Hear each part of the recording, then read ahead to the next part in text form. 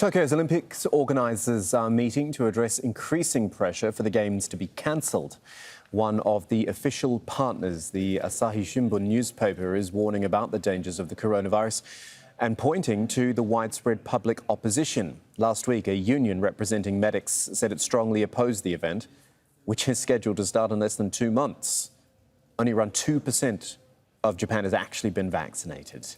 We'll talk about this with Jeff Kingston now in Tokyo. He is the Director of Asian Studies at Temple University, Japan. Jeff, does anyone want these games to go ahead? The government seems determined. So damn the torpedoes, full speed ahead. And the people are scratching their heads. Why? Only 14% of Japanese favor hosting the games, and about 80% want them postponed or canceled. And we have a who's who of CEOs speaking out against the games. One of them called them a suicide mission. And all public health experts believe that this is recklessly endangering the health of the Japanese people. So, yes, there are good reasons why people wonder why Prime Minister Suga seems so determined to go ahead. Tell me about, and tell our viewers indeed, about Asahi Shimbun, the newspaper. How much influence does it hold?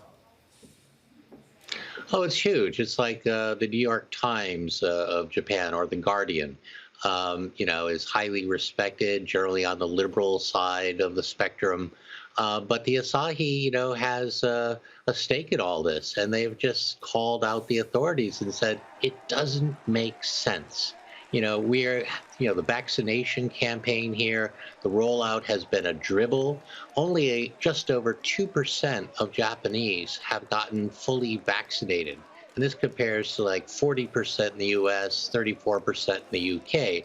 So really, Japan is a laggard on vaccinations. And suddenly they're going to be bringing in 60 to 80,000 visitors from all over the world for the Olympics. There are good reasons people believe this could potentially be a super spreader event. Starting to wonder if there's some sort of misguided, and that's my word, misguided pride going on here. The fact that the games were cancelled last year, that they were put forward to this year, and it would just be some sort of great symbol for Japan to show to the world that, look, we can do this despite all this opposition and concerns. Yeah, I think you're right. I think perhaps there is some misguided pride there. I think that also they want to hold the sort of global coming out party for the end of the pandemic, but a lot of people here are worried that they're declaring mission accomplished a little bit too soon. I think more importantly is money. They've spent about $28 billion preparing for the Olympics.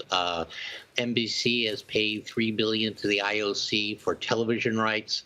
And so money is driving this decision, and this seems inconsistent with the Olympic spirit, and that has caused grave concern among the Japanese people, who feel that they are being treated like guinea pigs. So they are very skeptical about the government's assurances that safety protocols will keep them safe and that they can conduct this massive games in a bubble. A decision driven by money. Who would have thought? Jeff Kingston, thank you for your time. We appreciate it. All right. Thank you.